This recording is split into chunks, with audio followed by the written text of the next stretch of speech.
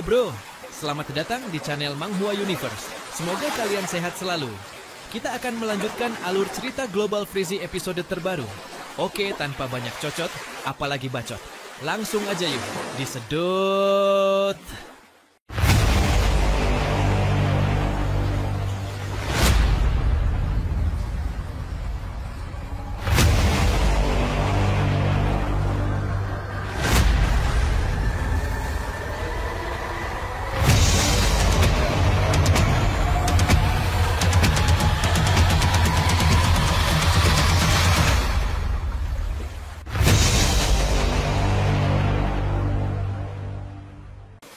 Halo bro, selamat datang di channel Manghua Universe. Semoga kalian sehat selalu. Kita akan melanjutkan alur cerita Global Freezy episode terbaru. Oke, tanpa banyak cocot, apalagi bacot. Langsung aja yuk, disedot. Monster dari peti yang dikirim Kolombia telah menghancurkan komandan armada wilayah Laut Cina Timur, Baize, seperti menghancurkan seekor serangga. Ia melemparkan tubuhnya ke samping, lalu memandangi sekeliling dengan tatapan dingin. Dalam otaknya telah ditanamkan perintah tingkat tinggi, menghabisi seseorang bernama Chaos. Namun, tidak ada jejak Chaos yang ditemukan, yang membuat matanya menampilkan sedikit kebingungan. Ia berjalan telanjang di salju es dengan suhu minus 60 derajat dalam perburuan terhadap targetnya. Ketika pusat komando negara Huashu mengetahui kematian Baize, para prajuritnya sudah lenyap dalam kabut beracun. Tidak ada seorang pun yang tahu bagaimana Baize bisa mati. Suasana hati Li Tianyang terus memburuk. Wilayah Jiangnan terus meraih kemenangan, sementara pihak mereka justru mengalami kekalahan. Kekalahan itu terasa seperti tamparan di wajah baginya, dan kini ia tidak punya pilihan lain selain marah. Sementara itu, beberapa tim mutan mulai tiba di dekat lembah kabut. Kebanyakan tim menemukan Source Elves selama eksplorasi, yang memberikan mereka kekuatan besar. Sampai saat ini, semua wilayah mulai memahami mengapa wilayah Shengjing bisa menjadi begitu kuat dalam waktu singkat. Karena mereka telah menemukan Source of God di pegunungan Qinling. Source of God bukan hanya meningkatkan kekuatan, tetapi juga mengandung elemen langka yang dapat menciptakan makhluk-makhluk sangat kuat. Karena itu, sebagian besar tim kini mengejar Source Elves. Beberapa seperti orang masih mencari Source of God. Pasukan iblis wilayah Jiangnan di bawah pimpinan Kapten Lu Huang, tiba di dekat lembah kabut. Ini adalah salah satu dari sedikit tim langka yang masih aktif sebagai satu grup.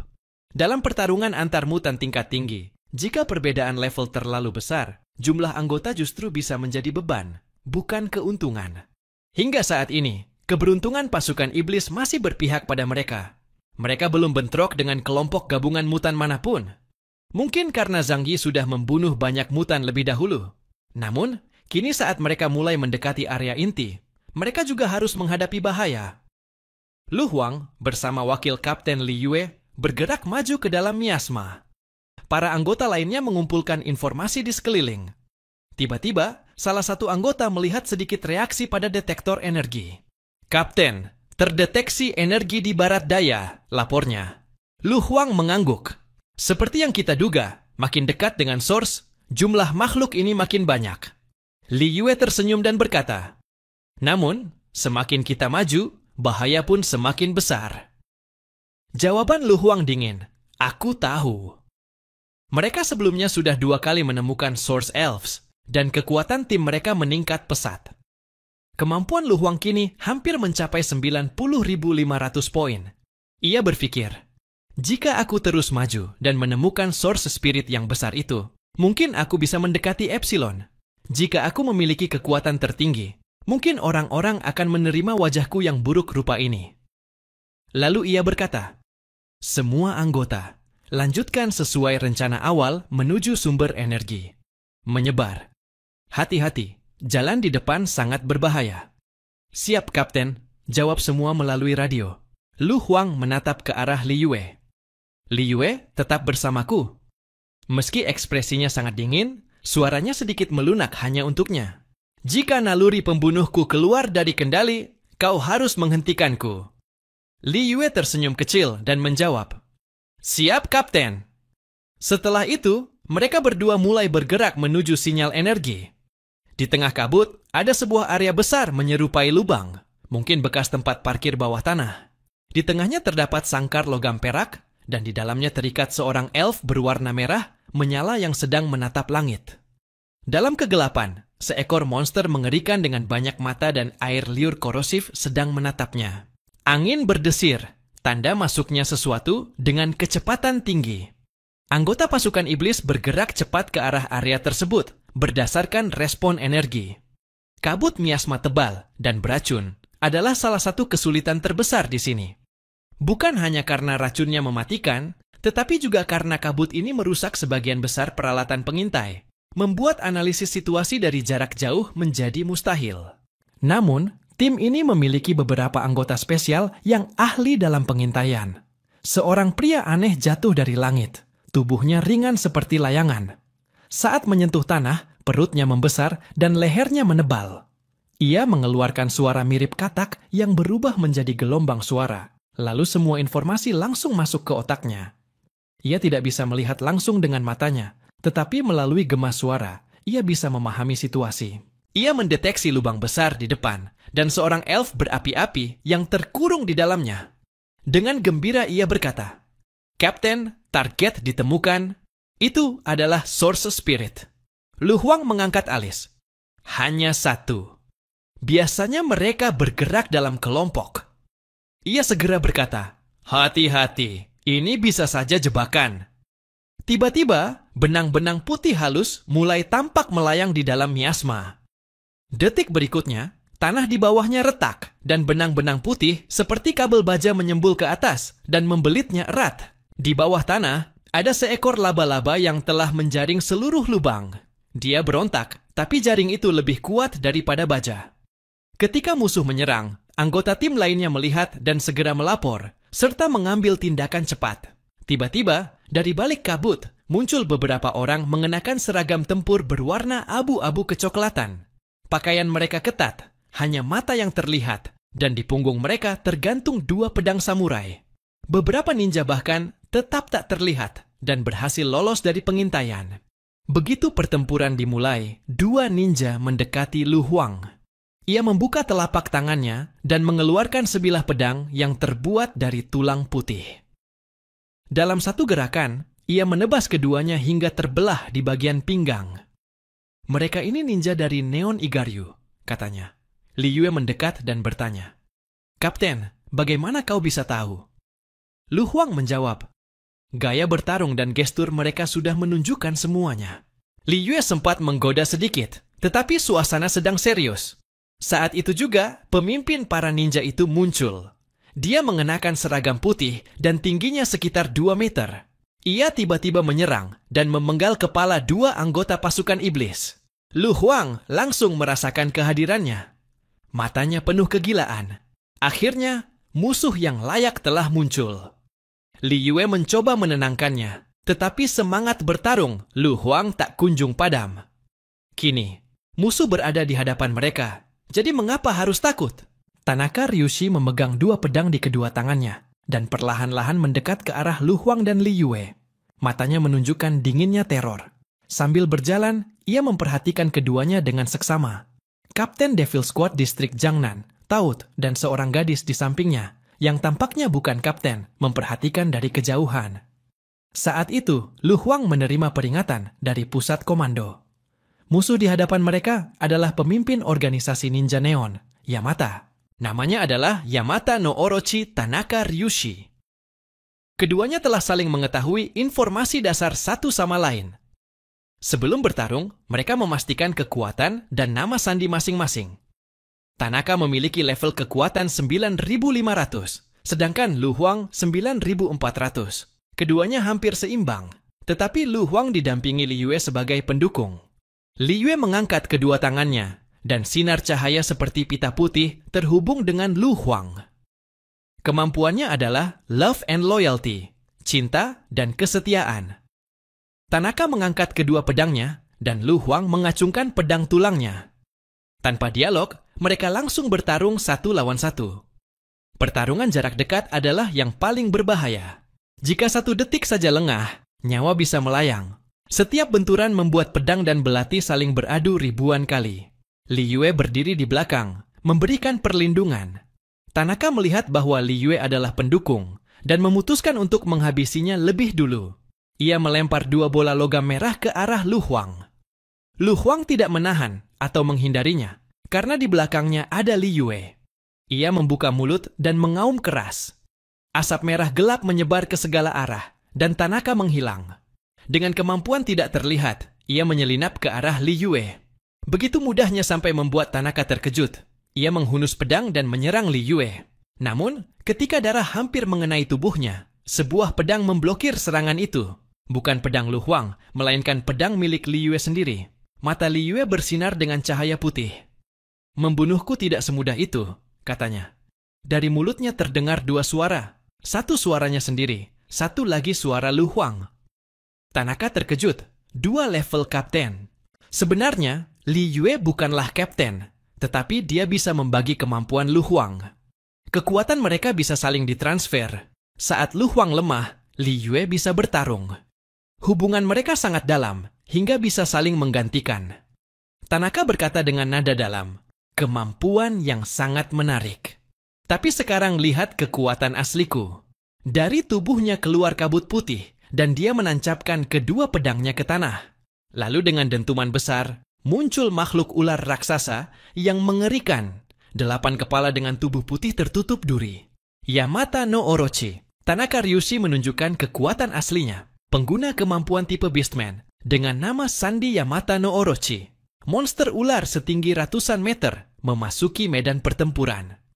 Mata Lu Huang menunjukkan keseriusan, tekanan jelas terasa. Ia tertawa keras, dan dari tubuhnya keluar energi jahat berwarna hitam yang membumbung ke langit. Tubuhnya yang tadinya setinggi 1,6 meter, kini membesar lebih dari 2 meter. Kulitnya menjadi hitam. Tangan dan cakarnya memanjang dan menakutkan. Ia tampak lebih seperti iblis daripada manusia. Dari punggungnya muncul 2 sayap berlian hitam. Berkat kemampuan love and loyalty dari Li Yue, ia juga mendapat kekuatan untuk terbang. Kini keduanya berada di udara. Di tangan Lu Huang ada Great Demon Sword, pedang besar yang kini tertutup otot-otot hitam, dan pada gagangnya tumbuh sebuah mata yang berputar. Bunuh Yamata no Orochi. Ke-8 kepala monster itu sekaligus menyerang ke arah Lu Huang. Namun, Lu Huang tidak mundur. Ia langsung terbang dan menghadapi mereka secara frontal. Setiap kepala seperti pedang tajam yang mengerikan. Lu Huang menebas setiap kepala dengan pedangnya. Banyak sisik yang terlepas. Tapi menghentikan 8 kepala bukanlah hal mudah. Ia seperti dihajar mesin di udara. Namun, semangat Lu Huang tidak padam. Ia menebas leher salah satu kepala. Serangannya begitu kuat hingga hujan darah mulai turun. Namun, kepala-kepala lainnya telah mengepung dari segala arah. Beberapa dari atas, beberapa dari bawah. Begitu satu serangan berhasil ditahan, serangan berikutnya langsung menyusul. Akhirnya, sebuah benturan dari salah satu kepala membuatnya terjatuh ke tanah dengan dentuman keras. Li Yue segera mendekat, dan dari matanya terpancar cahaya putih. Kemampuan love and sincerity-nya langsung menyembuhkan luka-luka Lu Huang. Tapi Tanaka tak memberinya waktu. Ke-8 kepala kembali menerjang bersamaan. Kali ini, Lu Huang mengangkat tangannya. Matanya berubah merah dan pupilnya menjadi vertikal. Di telapak tangannya terbentuk bola sihir berwarna hitam dan merah, Magic Cannon. Bola itu langsung menghantam tubuh Yamata. Asap mengepul. Tetapi luka yang ditimbulkan hanya di permukaan, karena kulit pengguna kekuatan beast seperti Yamata sangatlah keras. Li Yue berkata, "Dalam pertarungan jarak dekat kita mulai kalah, dan kita bahkan tidak tahu kepala mana yang asli." Lu Huang menjawab, "Kalau kita tak tahu, kita tebas saja semuanya." Yamata tertawa, "Anak overconfident, sekarang akan aku kunyah hidup-hidup." Lalu ia melakukan serangan lagi. Langsung, sederhana, dan berat. Lu Huang kembali terbang ke udara dan mencoba membaca setiap gerakan dengan Great Demon Sword-nya. Jika tak bisa dikenali, maka harus ambil risiko. Ia berpikir, ada 8 kepala, coba satu persatu, trik. Yamata kembali menyerang. Kali ini, Lu Huang meluncurkan ratusan Magic Cannon, menargetkan setiap kepala. Serangan ini memang tak memberi kerusakan besar, tapi berhasil memperlambat kecepatan kepala-kepala itu. Melihat peluang ini, Lu Huang menargetkan kepala ketiga dari kiri dan meluncur cepat ke arahnya dengan sayap terbentang. Tatapan Yamata di momen ini berubah menjadi lebih serius. Setelah sesaat, kedelapan kepala mulai mencengkeram Lu Huang. Kepala-kepala sekeras baja itu menyerang langsung tanpa takut pada Great Demon Sword. Tubuh Lu Huang segera penuh luka. Namun, ia tak peduli. Pandangannya tetap fokus pada kepala ketiga, dan dengan semangat membara ia berteriak, Hellfire! Tangannya yang terluka membuat darah mengalir deras, membasahi Great Demon Sword, hingga seluruhnya berwarna merah.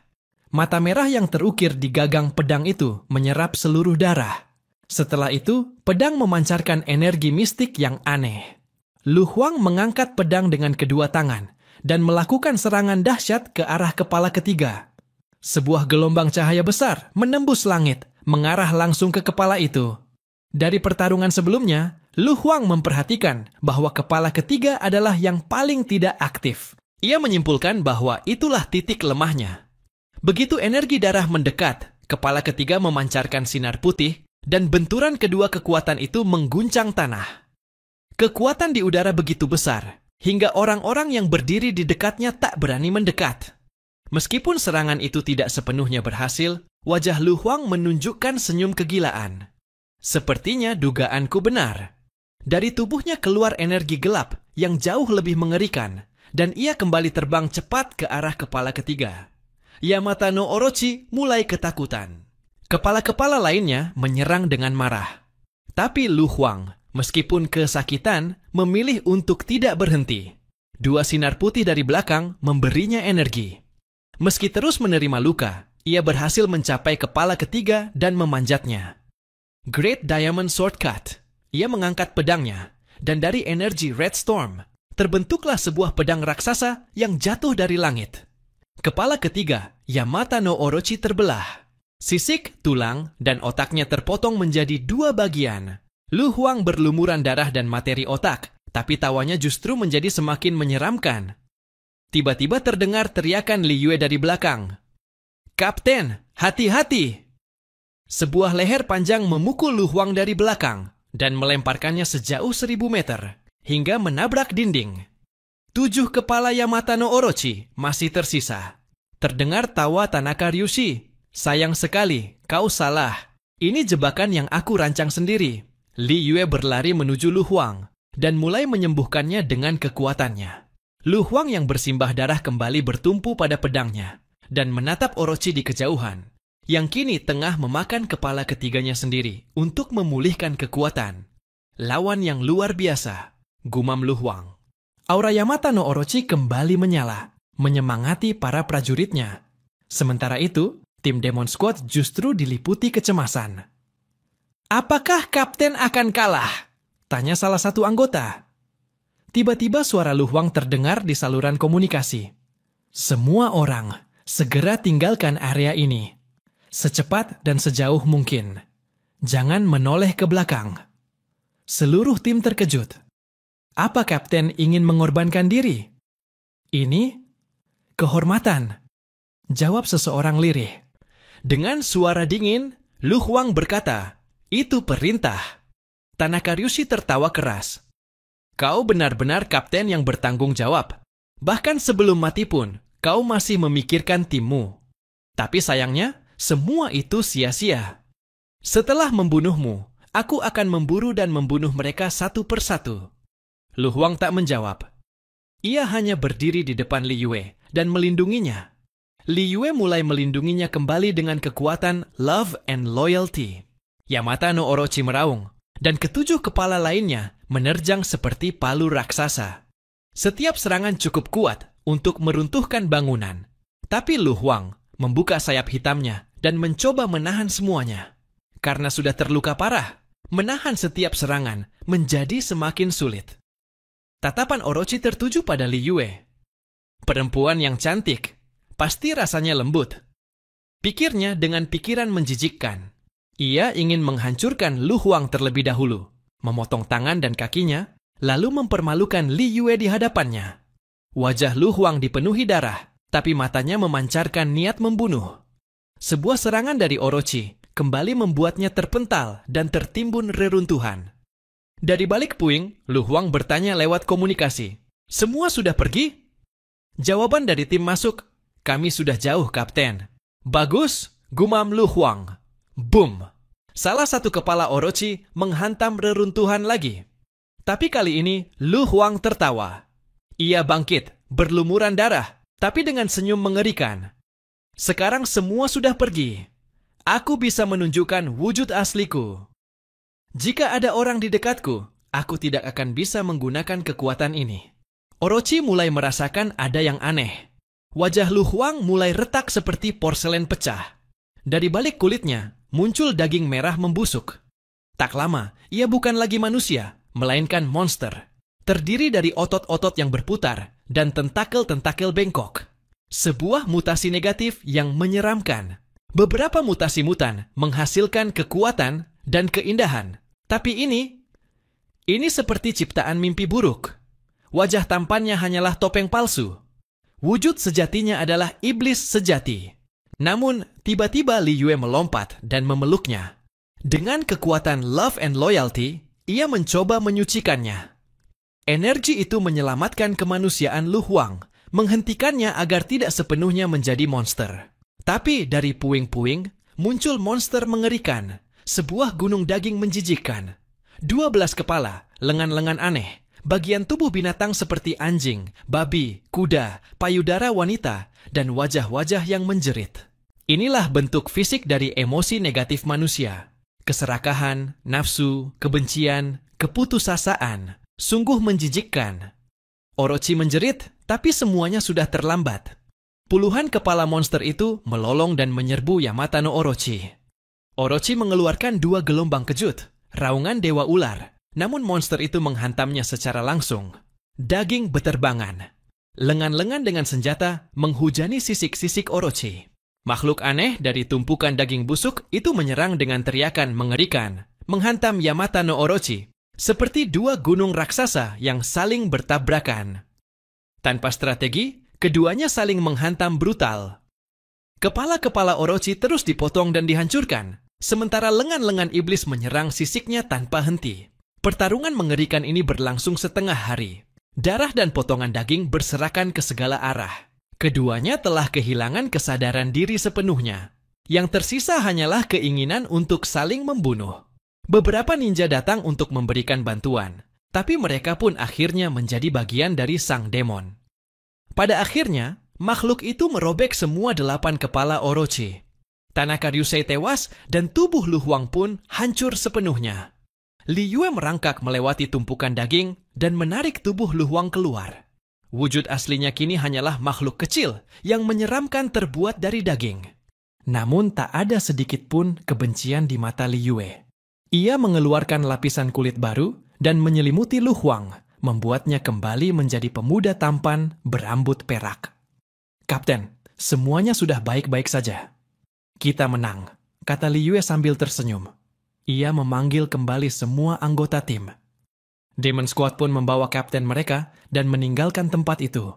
Sementara itu di sisi lain, Zhang Yi sedang duduk di sebuah kafe tua, meminum kopi sambil menganalisis kekuatan yang tersisa di pulau tersebut. Ia telah membunuh anggota Top Hell Chain, Thor, Uller, dan Medusa. Kini hanya tersisa 3. Bill Kidd, Basaka, dan Hersiest.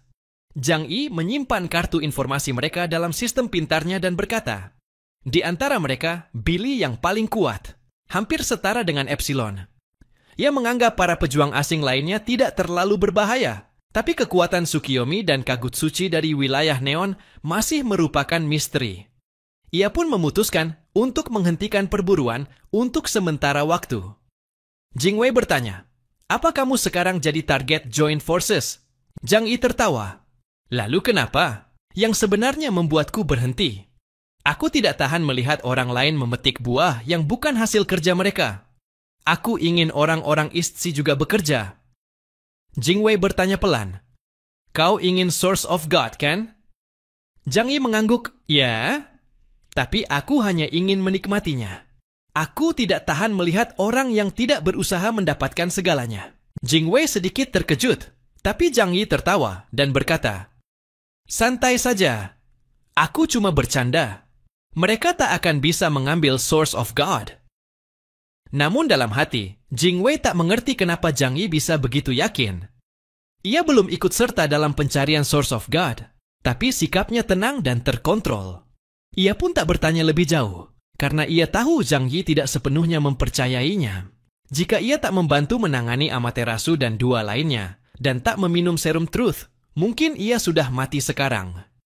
Zhang Yi membiarkannya hidup hanya karena ia tahu batasnya, dan tidak membawa semuanya ke titik ekstrim. Kalau dia membunuhku saat itu, seluruh wilayah Jiangnan akan berubah total, pikir Jingwei. Selama beberapa hari terakhir, di matanya kekuatan Zhang Yi terasa sudah jauh melampaui indeks 9.800, meskipun katanya ia hanya unggul dalam pertahanan. Lucu sekali pikirnya. Di luar kafe, terdapat penghalang transparan, yang bukan hanya menahan cuaca, tapi juga menghalangi recon. Di baliknya, kabut beracun dan serpihan salju hijau gelap melayang-layang. Zhang Yi memandangi pemandangan itu dari jendela. Sekarang saatnya menutup Poison Circle. Mutan lemah sudah terbunuh atau kabur. Yang tersisa di Fog Valley. Itulah pertunjukan sebenarnya. Di sanalah Source of God tersembunyi, jauh di bawah tanah. Medan magnetik di sana begitu kacau hingga komunikasi dari luar mustahil dilakukan. Dalam kondisi seperti itu, hanya petarung kelas atas yang bisa bertahan. Setiap kali, kita tak boleh membiarkan orang lain memetik buahnya, gumam Zhang Yi. Ia begitu tenang, seolah-olah sedang berlibur. Kebanyakan orang sudah sampai di Fog Valley. Mutan yang tersisa kini hanya dua jenis, yang sangat beruntung atau yang sangat kuat. Wilayah Huashu memiliki dua kawasan besar, dan East Sea, Laut Timur, seharusnya menjadi pemimpin. Tapi sejak awal, mereka justru mengorbankan mutan dari wilayah Jiangnan sebagai umpan meriam. Karena itu, East Sea menjadi yang pertama mencapai Fog Valley. Dari 4 spirits, King Long, Bai Hu, dan Suzaku telah lebih dulu sampai. Bahkan King Long berhasil membunuh seorang mutan level kapten. Yang lainnya tidak banyak bertarung di sepanjang perjalanan. Fokus mereka hanyalah satu, Source of God. Fog Valley sangat luas dan kompleks, dengan 4 lembah yang kedalamannya mencapai 500 meter, rangkaian pegunungan, dan kabut beracun di mana-mana. Perangkat elektronik tak berfungsi. Satu-satunya cara menemukan jalan adalah dengan mengandalkan indera mereka sendiri. Di salah satu sungai pegunungan, 2 sosok perlahan berjalan. Seorang pria dalam seragam tempur putih dan seorang wanita. Mereka adalah Suzaku dan Bai Hu, 2 dari Four Spirits Team Laut Cina Timur. Mereka berdua telah bekerja sama sejak awal, sesuatu yang jarang terjadi. Biasanya para mutan top tidak saling percaya, tapi koordinasi mereka berbeda. Suzaku, dengan baju tempur merah gelapnya, tampak mencolok bahkan di tengah kabut. Ia berkata, "Sudah 3 hari, tapi belum ada satupun petunjuk soal Source." Bai Hu tertawa ringan. "Distrik Shengjing butuh 3 bulan penuh untuk mendapatkannya. Kalau memang milikmu, pasti akan kau temukan juga." Begitu Bai Hu menyinggung tentang keselamatan, wajah Suzaku berubah serius. "Tapi kita tidak punya waktu sebanyak itu," jawabnya. Suzaku paham maksud Bai Hu. Tapi sekarang situasinya berbeda. Wilayah Shengjing beroperasi secara lokal. Mereka punya waktu. East Sea masih berpacu dengan waktu untuk mencapai Source of God. Jika Joint Forces lebih dulu sampai, maka semua usaha mereka akan sia-sia. Suzaku berkata dengan suara dingin, "Kita sebenarnya tidak banyak melakukan apapun dalam operasi ini. Sebagian besar diselesaikan oleh Zhang Yi dan Mutan Jiangnan. Kalau kita gagal, 5 distrik lainnya hanya akan menertawakan kita." Zhang Yi menghancurkan tim Hellchain seorang diri. Dibanding dia, mutan dari East Sea terlihat lemah. Suzaku adalah mutan papan atas. Ia juga punya harga diri. Kalau bukan karena rencana regional, ia pun akan bertarung langsung. Bai Hu tahu itu. "Aku tahu kau merasa tidak seimbang, tapi jika kau mendapatkan Source of God dan mencapai Epsilon, Zhang Yi tidak akan ada artinya di matamu." Suzaku sedikit tenang, tapi ia memandang sekitar. "Kita mau mencari di mana?" "Di sini cuma ada kabut beracun dan gunung-gunung." Bai Hu menjawab, "Dengan puppet robotku, mencari bukan hal sulit, Hanya butuh waktu. Suzaku menatapnya tajam. Waktu justru yang tidak kita miliki. Aku tak bisa ambil risiko. Mulai sekarang kita akan beroperasi terpisah. Kecepatan kita jadi 2 kali lipat.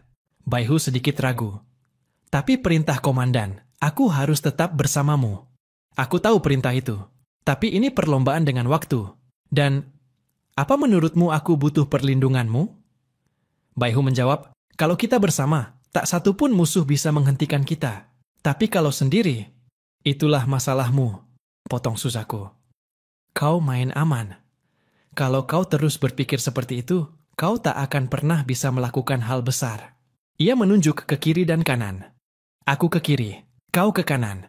Jaga komunikasi dengan Puppet Beast, dan jangan lebih dari 30 km dariku. Baihu ingin bicara lagi, tapi melihat nada Suzaku, ia akhirnya diam. Ia mengeluarkan bagian armor besar dari lengan kanannya, lalu mengaktifkan sebuah kubus putih kecil. Kubus itu berubah menjadi kelabang mekanik dan menempel di pundak Suzaku. Puppet ciptaan Baihu. Hobimu sungguh aneh, kata Suzaku. Siapa yang suka serangga? Itu karena bentuknya bisa menyesuaikan semua medan, jawab Baihu. Tapi Suzaku tak mendengarkan lagi. Ia pergi ke arah kiri. Baihu menatap punggungnya sejenak, lalu berbalik ke kanan. Kabut beracun di sekeliling mereka, menyembunyikan monster-monster besar yang terus bergerak. Namun keduanya tidak tahu bahwa seseorang sedang mengamati mereka dari kejauhan. Dia adalah Billy Kid, Yasin Canero, nomor 2 dari tim Hellchain. Di mulutnya terselip sehelai daun kering dari kampung halamannya. Ia dulu gemar mengoleksi kupu-kupu dan tanaman. Faktanya, Canero telah lebih dulu tiba di Fog Valley, tapi tujuannya bukan mencari source. Ia ingin menjadi mine owner. Rencananya, menghabisi semua musuh satu persatu, membunuh mereka, dan menguasai seluruh lembah. Setelah itu, mencuri swords dari yang lain satu persatu. Itulah rencananya. Sekarang, setelah Suzaku dan Baihu masuk dalam radar pengamatannya, perburuan bisa dimulai. Saat White Tiger, Baihu, dan Suzaku masih bersama, Billy Kid sedikit ragu. Tapi begitu ia melihat keduanya berpisah, senyum licik langsung muncul di wajahnya. Ladies first, bisiknya pelan, lalu mulai bergerak ke arah target berikutnya. Canero, seorang petarung spesial dari Columbia Delta Force, adalah ahli pergerakan diam-diam. Namun kekuatannya hanya aktif ketika ia menyerang jarak dekat dengan 2 golden revolvernya. Di luar jarak 2 km, dia tidak efektif. Tapi dalam jarak dekat, dia bisa membunuh siapa saja dalam hitungan detik. Artinya, ia harus lebih dekat ke Suzaku, lalu menyelesaikan dengan 1 tembakan bersih. Sementara itu, Suzaku mulai merasakan sesuatu yang aneh. Ia berhenti, menutup mata, dan mulai merasakan lingkungan di sekitarnya. Dari ujung jarinya, nyala biru mulai muncul, membentuk aura seperti burung api biru. Dalam sekejap, kabut beracun di sekelilingnya langsung tersapu bersih. "Keluar!" katanya dengan suara keras. Tiba-tiba, dari belakang terdengar suara tenang dan dingin. "Hai, halo gadis cantik, kita bertemu lagi." Suzaku terkejut. Ia sama sekali tak menyadari ada seseorang di belakangnya. Ia langsung berbalik, dan burung api dari nyala biru langsung menyelimuti tubuhnya sebagai perlindungan. Di depannya berdiri musuh yang paling ditakuti oleh mereka semua. Billy Kid, nomor 2 di organisasi Hellchain. "Billy Kid!" geramnya, menyebut nama kode musuh itu. Ia segera mengirim sinyal darurat melalui mekanikal serangga di pundaknya kepada White Tiger. Jarak mereka saat itu 30 km. Dibutuhkan 2 menit untuk Baihu tiba di lokasi. Suzaku tahu, ia harus bertahan selama 2 menit, dan itu tidak akan mudah. Sistem intelijen memberinya peringatan. Peluang menang 3%, peluang lolos 12%, peluang gagal 85%. Suzaku menarik napas dalam-dalam. Hanya 3%. Andai saja aku sudah mendapatkan Source of God. Canero masih tersenyum. "Miss Suzaku, Anda datang sendirian? Sayang sekali. Saya berharap bisa menikmati teh bersama Anda. Tapi untuk sekarang, mari kita bicara tentang penyerahan diri." Suzaku menjawab dengan tenang, "Kalau kau ingin menyerah, hadapilah apiku terlebih dahulu." Ia merentangkan tangan dan dua nyala api biru besar keluar. Keduanya menyatu membentuk burung api yang langsung menyerang Canero. Melihat serangan itu, alis Canero sedikit terangkat. "Kukira kita bisa menyelesaikannya dengan cara yang lebih elegan," katanya. Ia meletakkan tangan di revolvernya, tapi bukannya menarik senjata dari sarung. Ia hanya menoleh dan menekan pelatuk. Sebuah sinar putih berbentuk pedang langsung melesat, menembus dada Suzaku. Api birunya jatuh seperti salju. Billy Kid tersenyum tipis. "Sepertinya aku harus menenangkanmu dulu. Baru kita bicara soal teh sore." 5 peluru lagi meluncur dari revolvernya. Begitu cepat hingga mata telanjang tak sempat melihat. Tapi Suzaku siap. Nyala apinya berubah menjadi badai besar, memperlambat kecepatan peluru. Saat peluru hampir mencapai tubuhnya, kekuatannya lenyap, dan Suzaku mengayunkan cambuk api panjang untuk menangkis semuanya. "Kau pikir aku hanya menyerap seranganmu?" katanya dingin. Mata Suzaku bersinar biru, dan nyala apinya semakin mengamuk. Tanah terbelah, dan kobaran api menyapu menuju Canero. Ia kaget, tapi cepat mengisi ulang senjatanya, sambil berguling ke samping, menghindar. Di tembakan berikutnya, peluru kembali menghantam lingkaran pertahanan Suzaku yang dipenuhi api. Tapi saat menyentuhnya, peluru itu retak dan hancur. Api Suzaku tidak terasa panas, justru dingin seperti es. Lapisan es mulai muncul di baju Canero. "Flame dingin! Ini menyerap energiku dan memperkuat dirinya sendiri." Kini Canero benar-benar siaga. Ice Flame, itulah kekuatan milik Suzaku, salah satu dari Force Spirits wilayah Cina Timur. Apinya tidak terbakar di luar, melainkan menyerap segalanya. Energi, gerakan, panas, semuanya. Suzaku kini berada dalam mode pertahanan dengan membentuk cincin api biru besar di sekelilingnya. Energi peluru akan berkurang setengahnya saat melewati kubah api ini. Dan pada tahap itu, Suzaku dengan mudah bisa memblokirnya. Fokusnya hanya pada satu hal. Hanya perlu 2 menit untuk menahannya, sampai harimau putih tiba. Sementara itu, Canero bergerak cepat. Ia terus menembakkan peluru. Setiap peluru berwarna dingin seperti es, dan di udara berubah menjadi cahaya putih. Beberapa peluru berhasil mencapai Suzaku, tetapi api dinginnya mendorong mereka kembali. Kini ia tampak seperti matahari biru. Api birunya menyebar seperti korona, berusaha menyentuh Canero. Jika terkena, kekuatan dan suhu tubuhnya akan menyusut. Canero sepenuhnya memahami kekuatan ini. Namun, pertempuran belum berakhir. Sebelumnya pertarungan Canero dan Suzaku. Canero mengambil keputusan, ia dengan gaya memasukkan revolver perak di tangan kanannya, Sunset Yellow Sand, ke dalam holster, dan menarik revolver emas Side of Fate dari sisi kiri pinggangnya. Reset ke 0. Begitu ia membidik ke arah Suzaku, Suzaku langsung merasakan bahaya yang mengerikan. Ia sadar bahwa serangan ini akan jauh lebih berbahaya dari sebelumnya. Pembiakan es, Suzaku! Dari tubuh Suzaku, meledaklah nyala api biru dingin yang membekukan tanah seperti es. Ribuan nyala es membentuk sosok Suzaku biru raksasa yang menerjang ke arah Canero. Tanpa bergerak sedikit pun, Canero menembakkan 6 peluru. Setiap kali peluru ditembakkan, waktu seakan berhenti. Peluru-peluru itu menghantam Suzaku biru dan membuat wujudnya mulai hancur. Suzaku mengerahkan seluruh kekuatannya. Ia membakar seluruh energi dan melepaskan api dahsyat sehingga ia berhasil menghindari 3 peluru, tetapi 3 lainnya melukainya. 1 mengenai bahu, 1 menembus dahi, dan 1 lagi menghantam pahanya. Suzaku terhuyung, namun berhasil menahan diri agar tidak jatuh. Canero terkesan dengan keberaniannya. "Kau yang pertama yang berhasil selamat dari seranganku ini. Kenapa tidak menyerah saja? Kami memperlakukan para tahanan dengan baik."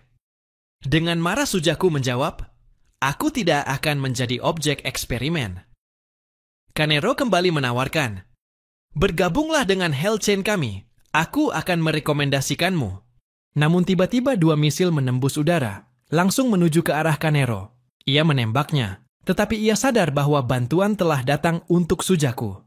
Tak lama kemudian, sebuah robot raksasa setinggi 3 meter, mirip panda, berdiri di hadapan Suzaku. Kanero menembakkan 3 peluru, dan robot itu tumbang.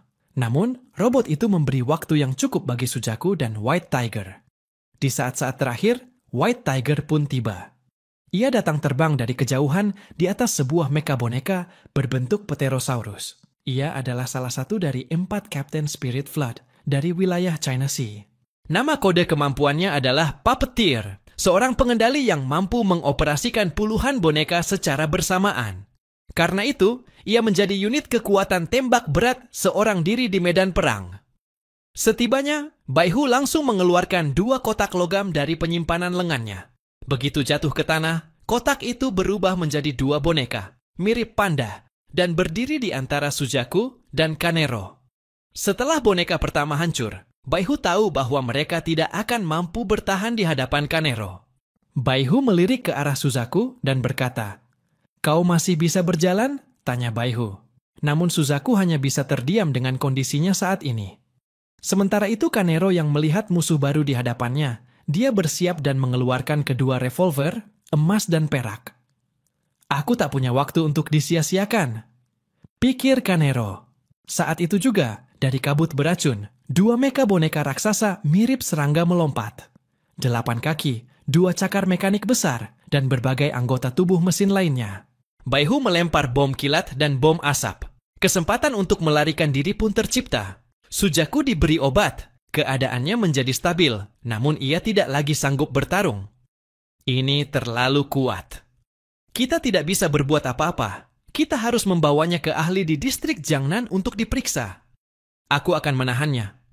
Kau pergi. Cari King Long atau Chaos, kata Baihu. Suzaku terkejut. Kau sendirian melawannya. Kau pun tidak akan menang. Lalu kenapa bertahan? Ucapan selanjutnya dari Baihu penuh rasa sakit dan kebenaran. Ia meyakinkan dirinya sendiri. Ini bukan drama romantis. Ini perang. Ucap Baihu. Baihu menyuntikkan senyawa 5. Energi mulai mengalir di tubuhnya.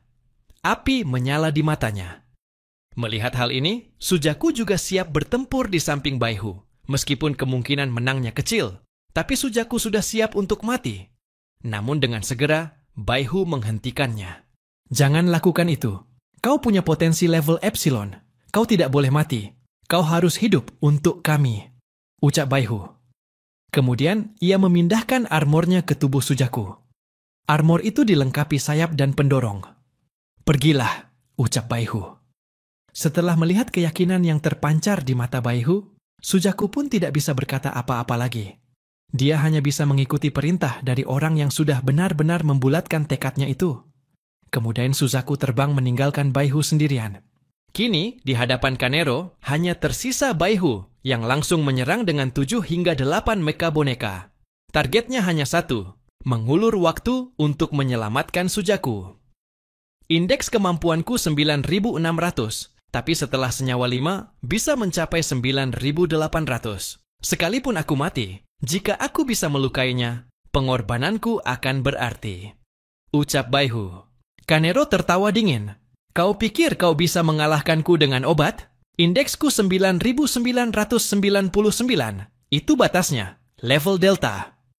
Skormu di atas 9.000, karena batasmu hanya sampai situ. Kita tidak setara. Tidak pernah setara. Tawa Kanero tidak dibalas Baihu dengan kata-kata, melainkan dengan aksi. Dari pelindung lengan dan paha Baihu keluar banyak kotak logam. Armor yang tampak berat itu sebenarnya adalah gudang bonekanya. Lebih dari 20 kotak jatuh ke tanah dan terbuka, membentuk pasukan mecha yang mengerikan. Dari otaknya muncul benang-benang mental tak terlihat. Dengan benang inilah ia mengendalikan bonekanya, seolah-olah itu bagian dari tubuhnya. 4 panda berlapis baja berdiri di depan, membentuk dinding. Sementara boneka-boneka mesin lainnya melancarkan serangan dahsyat ke arah Kanero. Namun bagi Kanero, peluru-peluru itu terlalu lambat. Ia menunduk dan menghindari semuanya. Selongsong peluru terus berjatuhan, namun seragam tempurnya tidak sedikit pun terluka. Beberapa detik kemudian, ia menembakkan beberapa peluru, dan setiap peluru menghancurkan satu boneka.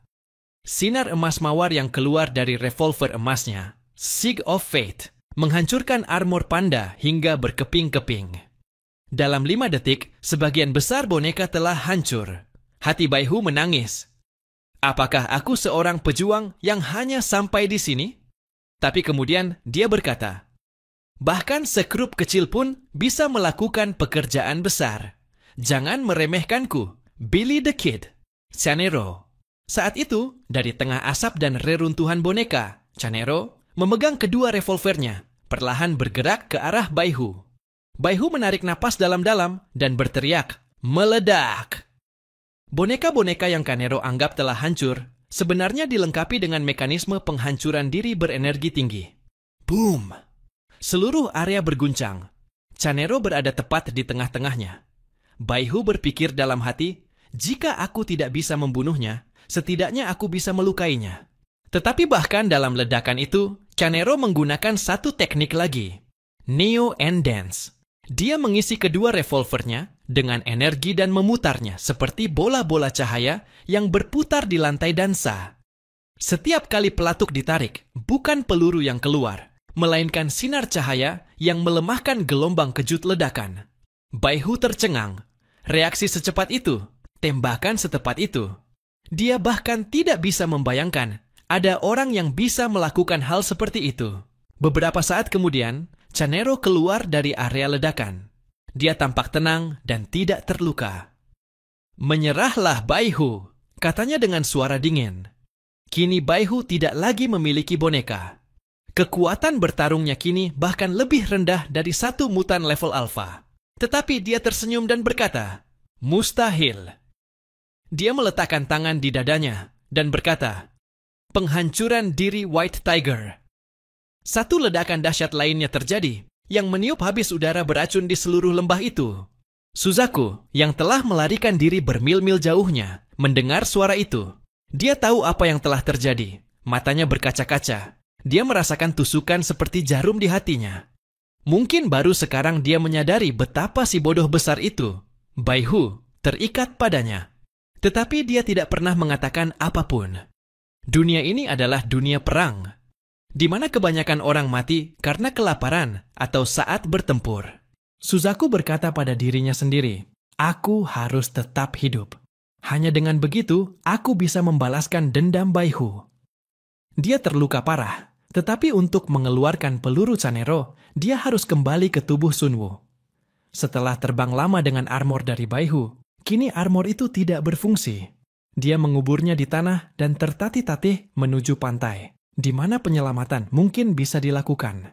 Begitu Suzaku berhasil menjauh beberapa jarak dari lembah kabut, dia menghubungi pusat komando dan segera melaporkan kematian Baihu. Mendengar laporan dari Suzaku, keheningan panjang menyelimuti pusat komando. Hati semua orang terasa berat. Armada 4 Roh adalah unit terkuat di wilayah Laut Cina Timur. Kematian Baihu adalah satu kerugian yang sangat besar. Tetapi semua orang tahu bahwa dalam pertempuran ini, tidak ada yang bisa menerima kekalahan. Jika Source of God tidak ditemukan, ini bukan hanya kekalahan, melainkan satu akhir yang sangat tragis. Di satu sisi, kerugian besar yang dialami tim mutan mereka. Di sisi lain, tim lawan mendapatkan petarung Epsilon baru. Seiring satu pihak menguat dan pihak lain melemah, keseimbangan total menjadi sangat terganggu. Situ Shin berdiri diam di belakang Li Tianyang. Tugasnya hanyalah mempertahankan raut wajah sedih. Menunjukkan kebahagiaan atau kelegaan apapun berarti akan dipandang rendah oleh semua orang. Awalnya, semua orang mengira bahwa wilayah Jiangnan hanya akan membantu karena kekuatan mereka sangat kecil. Tetapi Zhang Yi, si serigala penyendiri itu, yang tidak dianggap serius oleh siapapun, seorang diri mengejutkan semua orang. Apa yang dia capai sendirian melebihi pencapaian seluruh tim mutan Laut Cina Timur. Sementara di sisi lain, 3 kapten dari wilayah timur telah terbunuh, termasuk Baihu, yang memiliki poin 9.600. Li Tianyang berkata dengan susah payah, kerugian dalam pertempuran itu normal, tetapi situasinya masih terkendali. Lalu dia menoleh ke arah Situ Shin. Bisakah kau menghubunginya Zhang Yi jika kau mau? Situ Shin memasang wajah masam. Dia memutuskan koneksi sendiri. Dia punya pikirannya sendiri. Aku tidak bisa berbuat apa-apa. Li Tianyang kini ingin agar Zhang Yi segera mencapai lembah kabut, sehingga dia bisa menghentikan Billy the Kid, Kanero. Jika Zhang Yi bisa menahannya sebentar saja, maka King Long, kesempatan terakhir wilayah timur, bisa mendapatkan Source of God. Tetapi si Tushin tidak tinggal diam. Masalah ini di luar wewenangku, dan aku tidak bisa memutuskan apa yang harus Zhang Yi lakukan. Mari kita pikirkan bersama apa yang harus dilakukan. Sebenarnya, si Tushin kini ingin menyelamatkan Zhang Yi dengan cara apapun. Baginya, Source of God tidak lagi begitu penting. Nyawa Zhang Yi lebih berharga. Dia sangat yakin bahwa jika Zhang Yi selamat, maka Jiangnan akan segera mendapatkan satu petarung kuat yang baru. Sekarang dia berencana melatih Zhang Yi dengan segenap kekuatannya. Sementara Sujaku kini telah menyerah. Ia memutuskan untuk mundur dari medan pertempuran Pulau Bintang.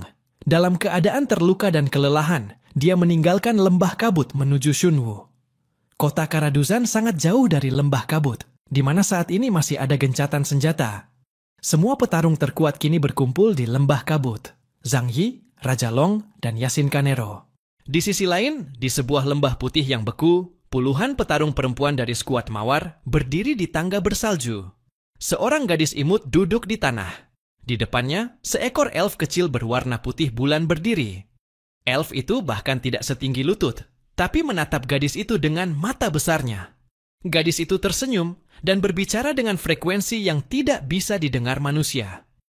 Lalu dia menoleh ke belakang dan berkata kepada kaptennya, "Ling Yu Fei Xue Fei Shue." "Kapten, katanya yang besar itu ada di sekitar sini." Wajah Fei Shue yang berambut biru dan tampak seperti pahlawan bersinar karena bersemangat. "Benarkah? Akhirnya ketemu juga." Beberapa orang datang ke pulau ini demi God Source. Beberapa demi tujuan lain. Tapi orang seperti Fei Shue tahu apa yang mereka inginkan sejak awal. Ia tahu bahwa benda seperti God Source bukanlah untuk mereka. Tim mereka tidak cukup kuat untuk bersaing dengan para petarung top. Tapi lebih baik mencari hal lain daripada hanya menyerah. Mungkin mereka bisa saja mendapatkan hal seperti Source Elves. Dalam tim mereka, ada seorang gadis bernama Gu Yufei yang memiliki kemampuan Area. Ia bisa berbicara dengan makhluk hidup manapun. Dengan bantuannya, mereka telah menemukan lebih dari selusin Source Elves. Kekuatan Fei Shue kini sudah mencapai 9.400 poin, namun pertumbuhannya mulai melambat. Karena itu, ia memfokuskan diri pada satu makhluk khusus, Joint Source Elf, yang bentuknya mirip Totoro raksasa. Dia berpikir, mungkin ini adalah elf tingkat lanjut, mungkin sekuat God Source. Kalau bisa memilikinya, kekuatannya akan meningkat jauh lebih besar. Begitu mendengar kabar tentang Source Elf atau Totoro, Ling Yu Fei Xue Fei Shue langsung berangkat. Di mana dia? Gu Yufei menunduk dan berbicara dengan elf putih bulan itu. Setelah beberapa saat, dia berkata, dia bilang yang besar itu tidak selalu bersama mereka. Dia hanya sangat menyukai para Source Elf dan datang untuk menyerap energi mereka. Ling Yu Fei Xue sedikit terkejut. Berarti dia spesies yang berbeda. Memang, makhluk-makhluk yang berkaitan dengan God Source masih belum benar-benar dipahami. Mereka semua muncul setelah akhir dunia. Hingga kini, setiap Source Elf yang ditemukan memiliki bentuk yang berbeda. Ayo tangkap dulu dia, nanti kita pahami lebih jauh. Dengan sedikit ragu, Gu Yufei memasukkan elf kecil itu ke dalam kaleng logam bulat. Ling Fei Xue memandang ke sebuah lubang besar di depan dan berkata, "Tangkap semua Source Elf di sini. Kita akan jadikan mereka umpan untuk memancing yang besar itu." Tapi situasi semakin memburuk. Ling Yu Fei Xue juga mulai merasa atmosfer pulau ini aneh. Jika perang demi God Source benar-benar pecah, semua perjanjian bisa hancur. Para gadis dari tim Mawar pun mengeluarkan alat mereka masing-masing. Gu Yufei menutup mata dan menyanyikan lagu khusus yang tidak bisa didengar manusia. Segera, banyak elf kecil muncul dari spiral putih. Tim segera menangkap mereka dan memasukkannya ke dalam toples emas. Lalu mereka memasang jebakan di sekeliling spiral putih itu. Tim Mawar memakai pendekatan yang cukup agresif. Dari tempat aman jauh dari lembah kabut, mereka menyebarkan energi source buatan dengan pemancar sinyal bertenaga tinggi. Belum setengah hari berlalu, sensor mereka menangkap sinyal. Dia sudah mengambil umpannya. Mata Ling Yu Feixue bersinar karena kegembiraan. Dari kejauhan, di balik kabut beracun, sesuatu yang besar mulai mendekat. Tapi ketika semua mengira itu adalah Source Elves Totoro, ternyata itu makhluk humanoid raksasa melompat dan jatuh ke dalam lubang spiral itu. Semua terkejut. Itu bukan Source Elf. Makhluk itu mengenakan armor emas hitam setinggi 3 meter. Itu adalah makhluk humanoid. Apa ini? Semua terkejut ketika manusia gabungan itu berdiri, dan dari tangannya hanya keluar satu transmitter, Human Trap, bahkan dia pun telah terjebak dalam perangkap. Pusat komando segera diberi kabar. Saat mereka menganalisis situasi, semua terdiam. Itu Gung Han, anggota dari Hell Chain. Berserker Busaka. Anggota Hell Chain sangat berbahaya. Jika tim Rose melawan dia, peluang selamat hampir tidak ada. Mundur! Busaka bukan level kalian. Li Tianyang memberikan peringatan langsung. Busaka adalah mutant hasil modifikasi. Tubuhnya mampu menahan tembakan dari kapal perang. Namun, dalam mode pertempuran, dia kehilangan kendali atas dirinya sendiri. Ling Yu Feixue hampir kehilangan akal. Tapi melarikan diri bukan pilihan. Anggota timnya akan tertinggal. Aktifkan perangkap! Semua perangkap di sekitar diaktifkan.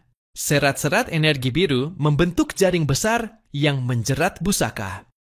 Dia berteriak keras dan merobek jaring itu dengan otot-ototnya yang hampir meledak. Dengan kekuatan brutal, ia menghancurkan jaring berteknologi tinggi itu. Bagaimana ini bisa terjadi? Teriak salah satu anggota tim. Apakah dia monster? Ling Yu Feixue langsung memberi komando. Serang semuanya, selagi dia masih dalam jaring energi. Kalau monster itu lepas, peluang kita menang di bawah 30%. Tanpa buang waktu, tim melancarkan serangan. Busaka meraung marah. Kenapa aku membuang waktu melawan serangga-serangga ini? Dengan tenaga penuh, dia merobek jaring energi itu. Ling Yu Feixue segera mengaktifkan lapisan pelindung semua anggota dan berkata, "Dia mutan petarung jarak dekat, jaga jarak." Lalu dia melompat ke udara. A Midsummer Night's Dream.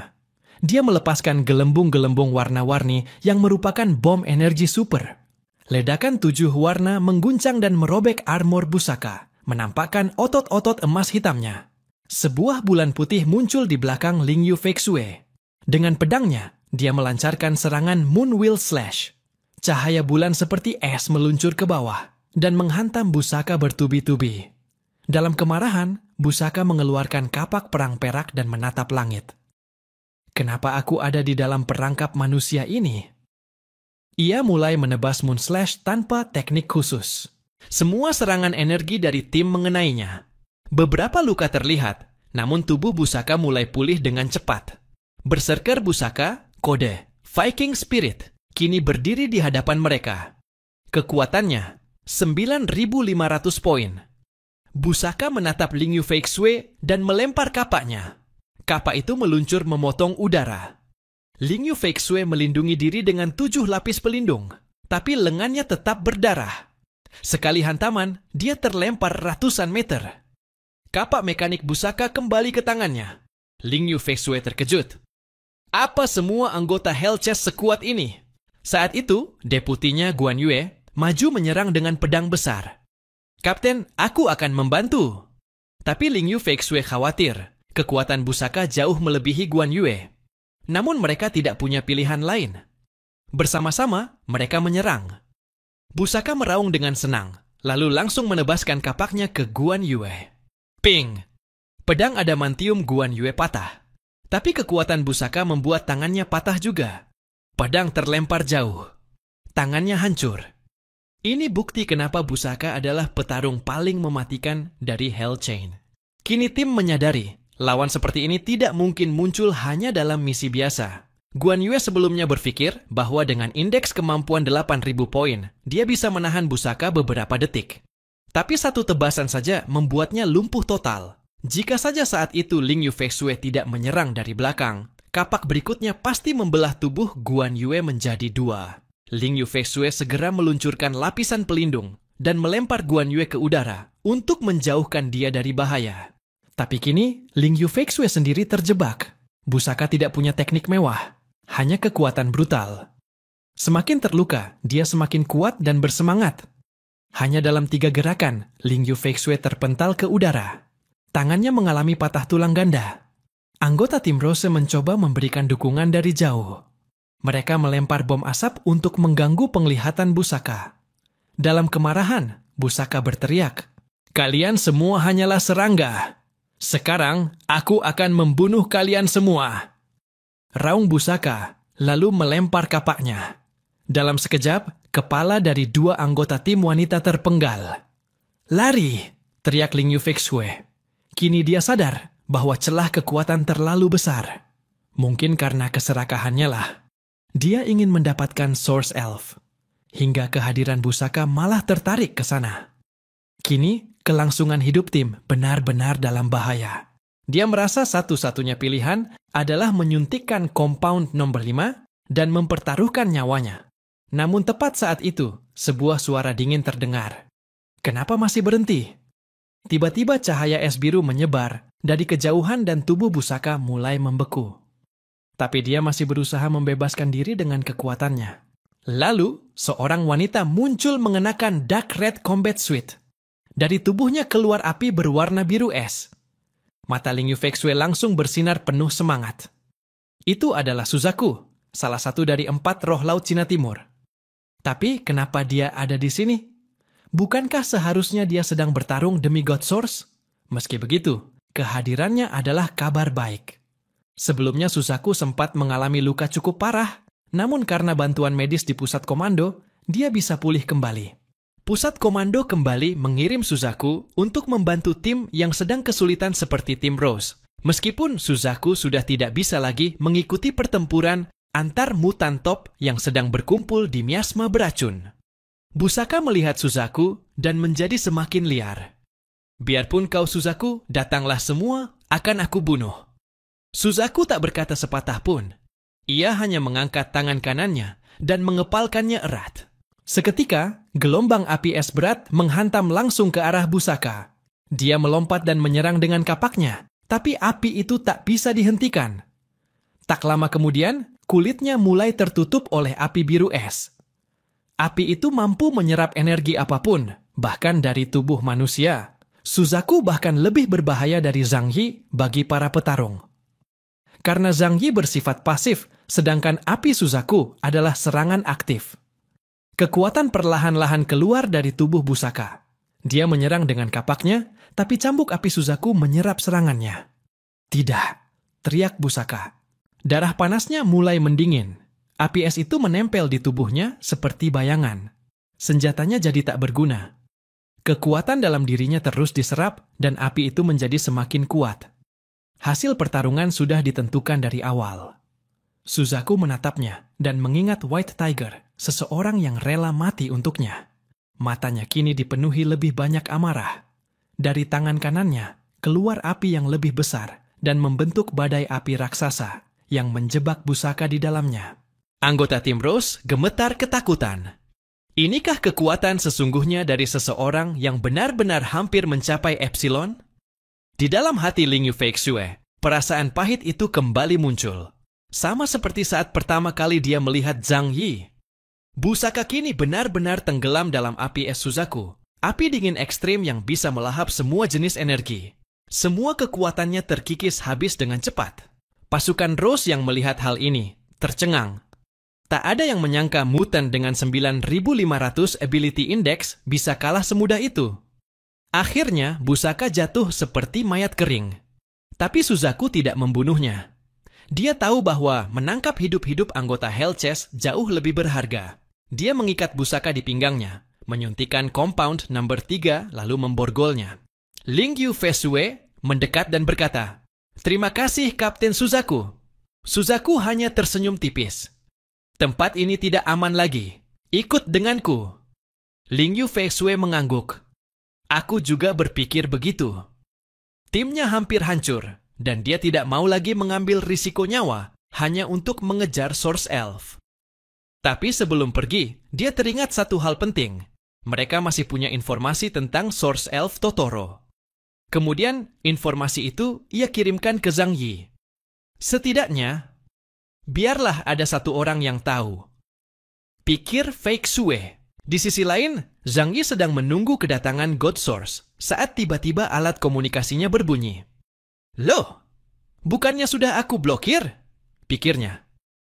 Ternyata, itu pesan dari Ling Yu Fei Xue. Pesan itu berisi detail pergerakan dan jejak Source Elf. Zhang Yi merenung. Penampakannya memang tak seperti elf, tapi kekuatannya besar. Mungkin ini makhluk hasil mutasi yang terhubung ke Source of God. Kini setelah memiliki datanya, ia berpikir, kenapa tidak langsung saja pergi dan lihat? Zhang Yi lalu memanggil Hua dan Lele. Lele dulunya adalah anjing pelacaknya. Kini juga menjadi tunggangan Hua. Dengan girang, Hua berkata, "Miau, berburu lagi!" Lalu mencakar Lele dengan semangat, membuat bulu di punggungnya copot. Lele menggerutu dalam hati. Inilah hidup. Zhang Yi memeriksa lokasi, jauh dari Fog Valley, jadi risikonya rendah. Ia menyusun rencana cepat. Bersama Cat Dog Team dan Jing Wei, mereka berangkat. Lele menggunakan hidungnya untuk mencium dan mengunci target. Mereka sampai di sebuah lembah sunyi yang dipenuhi racun miasma. Meski begitu, bentuk pepohonannya masih bisa dikenali. Zhang Yi segera mengaktifkan Two Worlds Barrier, membuat keberadaan mereka tak terdeteksi. Saat berjalan perlahan, mereka mulai mendengar suara musik. Oh, dia sedang bermain seruling, gumamnya. Akhirnya Zhang Yi melihat Source Elf. Makhluk itu menyerupai Totoro raksasa, dengan kepala seperti rusa dan tanduk besar. Ia duduk di atas pohon kering, mata tertutup, tenggelam dalam lantunan musik. Karena Two Worlds Barrier aktif, Totoro tidak menyadari kehadiran mereka. Pemandangan di depannya begitu damai, sampai rasanya tak ada yang berani mengganggunya. Melihat makhluk besar dan menggemaskan itu, ekspresi dingin Jing Wei jadi sedikit melunak. Wanita memang cenderung luluh pada makhluk besar dan lucu seperti itu. Namun Zhang Yi tidak punya waktu untuk menikmati pemandangan ini. Ia mengangkat tangan dan mengaktifkan 10 Dimensional Gates mengelilingi Totoro. Lalu, ia muncul di hadapan makhluk itu, secara terang-terangan. Begitu makhluk itu melihat manusia, wajah polosnya langsung berubah menjadi penuh amarah. Zhang Yi tak bicara apapun, langsung mengeluarkan Holy Judgment dan mengaktifkan Heavenly Net. Namun, berbeda dari yang ia harapkan, Totoro itu ternyata sangat cepat. Gerakannya begitu cepat, hingga hanya bayangan gerakan yang terlihat di udara. Zhang Yi agak terkejut. Kepekaan terhadap ruang secepat ini benar-benar sangat langka, namun ia tetap tenang dan terus melanjutkan serangan. Dimensional Gates membentuk sangkar alami di sekeliling. Zhang Yi terus mengejar Totoro dengan mengubah posisi gerbang-gerbang tersebut. Perburuan sesungguhnya pun dimulai. Zhang Yi kini memegang White Orb di satu tangan dan Holy Judge di tangan lainnya. Ia menembakkan peluru suci sambil mengganggu pergerakan musuh dengan Void Slash. Totoro mengaum penuh amarah dan mengeluarkan badai es yang dahsyat. Namun gerbang di depan Zhang Yi menyerapnya sepenuhnya. Ia bersikap sangat sabar karena ia ingin mempelajari makhluk ini, bukan membunuhnya. Totoro terus melompat lincah, tapi menghadapi 10 gerbang tak terlihat, dan serangan Zhang Yi secara bersamaan membuatnya kewalahan. Tiba-tiba, 2 Holy Bullets menembus kulitnya dan mengeluarkan darah biru. Zhang Yi tercengang. Makhluk ini biologis? Tapi Source Spirits tidak punya darah. Berarti makhluk ini bukan hanya entitas energi, tapi lebih dari itu. Pasti ada rahasia besar. Maka ia memutuskan, makhluk ini harus ditangkap hidup-hidup. Saat Totoro hendak mendarat, sebuah gerbang dimensi besar terbuka di bawahnya. Namun dia melepaskan ledakan es untuk melompat kembali ke udara. Zhang Yi pun memutuskan untuk benar-benar menangkapnya. 6 gerbang aktif secara bersamaan dan membentuk heksahedron padat di sekeliling makhluk itu. Kini makhluk itu benar-benar terjebak di dalam ruang milik Zhang Yi. Ia tidak berniat membunuhnya. Ia tidak ingin membunuhnya. Makhluk itu lucu dan menarik juga. Maka Zhang Yi menekannya dengan compound nomor 3 dan menyerahkannya pada Lele. Walau tubuhnya besar, bagi Lele itu hanya seukuran tas punggung. Master, bagaimana kalau kita makan saja? Tanya Hua dengan nafsu yang memuncak. Matanya menyala penuh gairah. Tidak, kata Zhang Yi tegas. Kita akan menelitinya. Makhluk ini istimewa. Ia mengusap dagunya, berpikir dalam-dalam. Ia memang memiliki rasa ingin tahu yang besar terhadap segala hal yang berkaitan dengan Source of God. Sampai sekarang, tak ada yang tahu pasti apa sebenarnya Source itu dan bagaimana ia tercipta. Zhang Yi tidak hanya mengejar fakta, tapi juga ingin tahu alasan di baliknya. Hua pun terpaksa menarik kembali cakarnya. Kini Totoro dalam pengaruh obat, tak berdaya, tergeletak di punggung Lele. Jingwei mendekat, mengelus punggung makhluk itu. Senyum lembut tersungging di wajahnya, dan itu tidak luput dari pengamatan Zhang Yi. Jadi, wanita ini tidak sedingin yang ia tampakkan, gumamnya. Baiklah, kita harus segera bergerak. Bisa jadi ada yang melihat pergerakan ini. Sekarang waktunya menunggu Source of God muncul, ucapnya. Namun Zhang Yi tak menyadari bahwa energinya telah terdeteksi dari jauh. Di tempat lain, di balik kabut tebal, monster putih bernama Soul Slayer mengangkat kepalanya. Di matanya yang merah darah, berkobar api kematian. Ia melompat ke tanah sekuat meriam. Bangunan-bangunan yang menghalanginya langsung meledak hancur. Es, debu, dan reruntuhan tertinggal sebagai jejak kehancurannya. Tujuannya hanya satu, membunuh Chaos karena eksistensinya terikat pada itu. Dengan harga apapun, dan ia bahkan tidak peduli dengan harga tersebut. Hidupnya hanya untuk satu hal, membunuh. Zhang Yi membuka gerbang dimensi dan melakukan beberapa kali perjalanan. Tiba-tiba sebuah peringatan menyala di benaknya. Time Echo memberinya firasat bahaya. Dari kejauhan, hembusan angin dahsyat menghantam, menciptakan jalur lebar di kota. Pohon-pohon dan bangunan roboh satu persatu, seolah terbuat dari tahu. Bayangan putih muncul di hadapannya, membawa badai salju yang mengguyur dari langit. Zhang Yi langsung menatap monster itu, Soul Slayer, menatapnya dengan niat membunuh. Itu adalah perasaan yang sama, seperti saat ia Kartiles di Laut Cina Timur. Bukan sembarang makhluk. Ini adalah hasil eksperimen gagal milik Angkatan Laut Columbia, Soul Slayer. Walaupun masih berada di luar Two Worlds Junction, ia tahu semuanya. Menyeramkan. Jingwei, Hua, dan Lele mulai terguncang. Lele mulai menggonggong ketakutan. Bahkan seekor anjing sihir kelas Waf Gamma pun tak mampu menghadapi level pertempuran seperti ini. Semua mulai panik. Karena level Epsilon berarti kelas yang benar-benar berbeda. Soul Slayer membuka mulutnya, mulai mengisi sinar ungu. Zhang Yi berteriak, "Mundur!" Jingwei berubah menjadi bayangan dan menghilang. Hua berubah ke bentuk bertarung. Boom! Sinar itu menghantam penghalang dimensi. Energinya mengerikan. Jadi ini kartu truf mereka.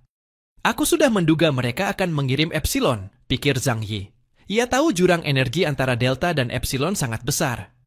Ia mencoba menghentikan serangan dengan kekuatan pemakan gerbang dimensi. Namun, itu hanya sementara. Saat itulah ia sadar. Jika pertempuran ini berlanjut, energiku akan habis. Aku akan hancur. Namun kekuatan terbesarnya adalah melarikan diri. Ayo, kita keluar dari sini. Ia membuka portal, dan dalam sekejap, Zhang Yi, Hua, dan Lele menghilang sejauh 1 kilometer. Sesaat setelah mereka pergi, BIM itu menghancurkan seluruh kota. Dalam radius 7 kilometer, segalanya berubah menjadi abu. Kekuatan itu begitu besar, hingga bahkan para mutan di Pulau Bintang ikut gemetar. Di antara para anggota kerajaan Huasu, para mutan menjadi bingung.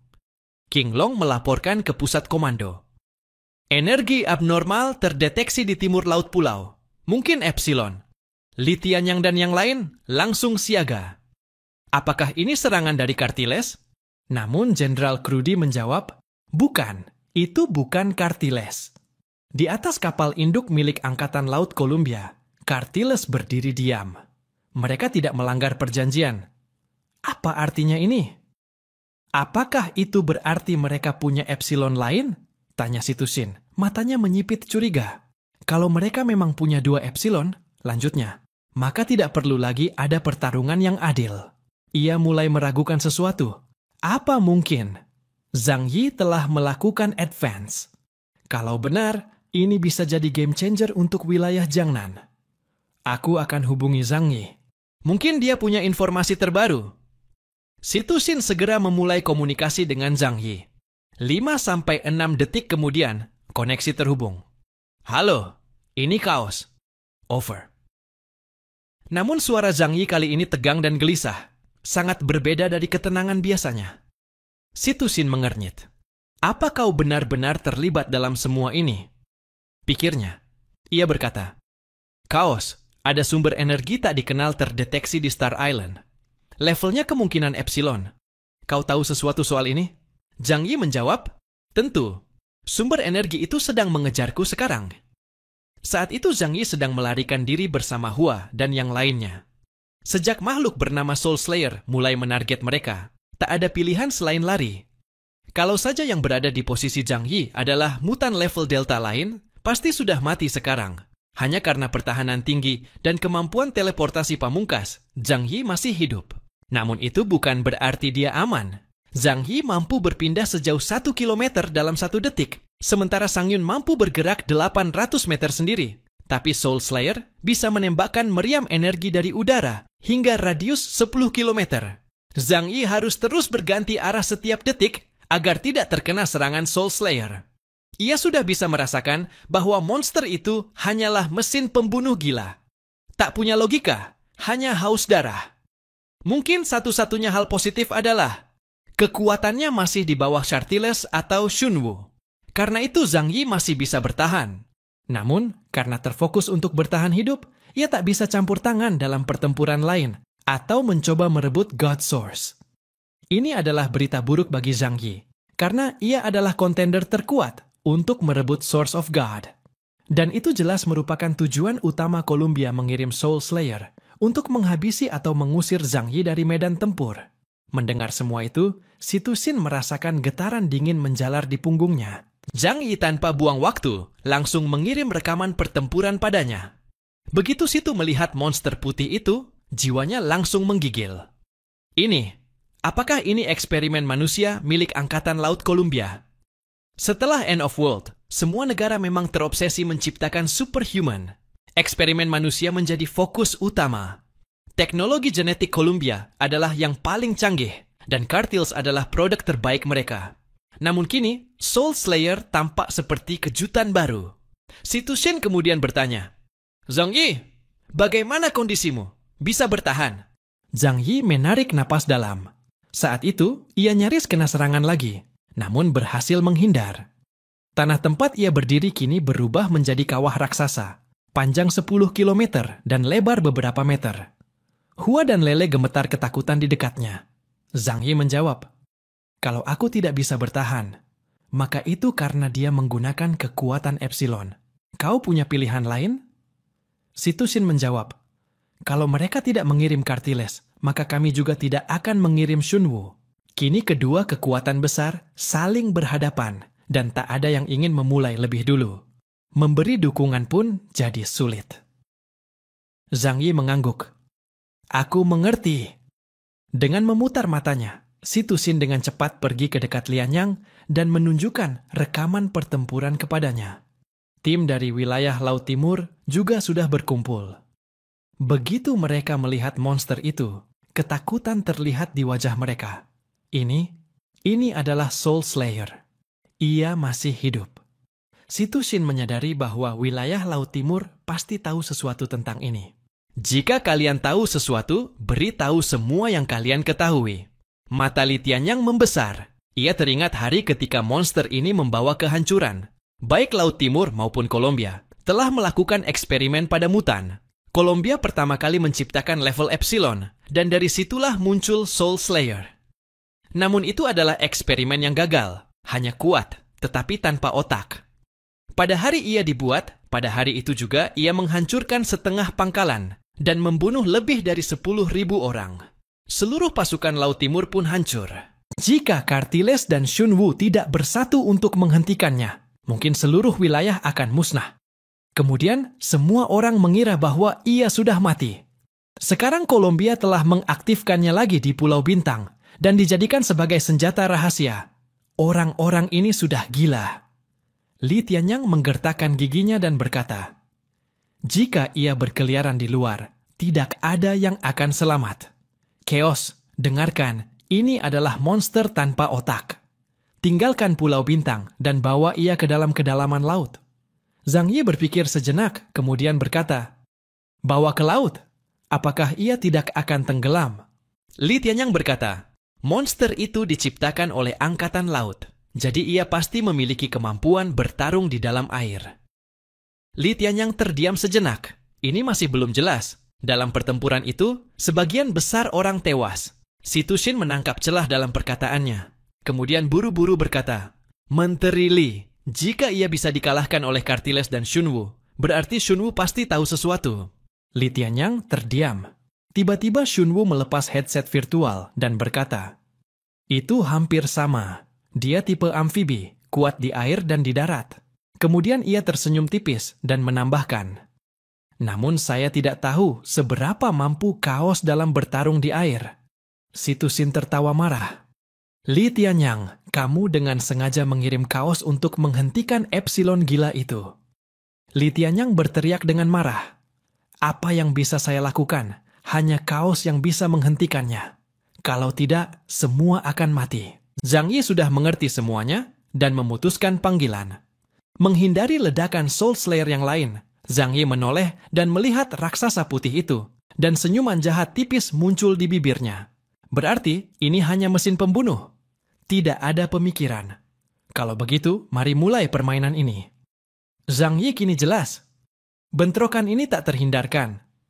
Monster itu akan membunuhnya sampai ia sendiri mati. Membawa Shunwu atau Angkatan Laut Columbia adalah langkah yang berisiko. Tidak ada jaminan bahwa mereka bisa mengendalikannya.